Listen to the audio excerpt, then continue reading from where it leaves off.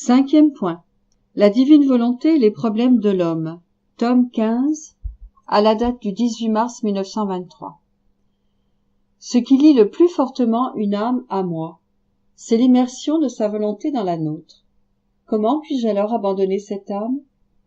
Après t'avoir tant parlé de la divine volonté, des liens indissolubles se sont formés entre toi et moi. Notre éternelle volonté a soudé ta petite volonté à la nôtre. Quand nous avons créé l'homme, notre suprême volonté voulait qu'il vive dans la nôtre.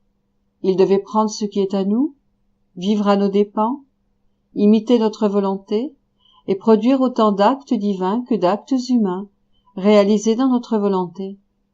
Il était ainsi habilité à s'enrichir de toutes les bonnes choses que contient notre volonté. Mais comme il a voulu vivre dans sa propre volonté, l'homme a quitté sa patrie et perdu tous ses biens qui lui étaient dévolus. Ainsi, tous nos biens sont demeurés sans héritier. Ces biens étaient immenses et il n'y avait personne pour en prendre possession. J'en ai pris moi-même possession dans mon humanité, en vivant chaque instant de cette humanité dans l'éternelle volonté.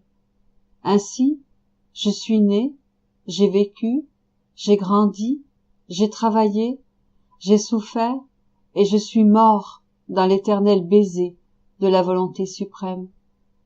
Comme je vivais en elle, j'ai pris possession de tous ces biens non utilisés que dans son ingratitude l'homme avait voués à l'oubli.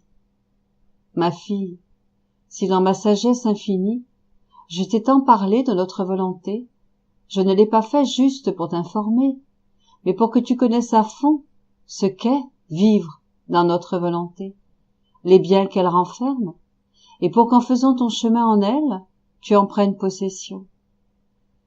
Mon humanité a pris possession de tout, pas pour moi seul, mais pour ouvrir les portes à mes frères.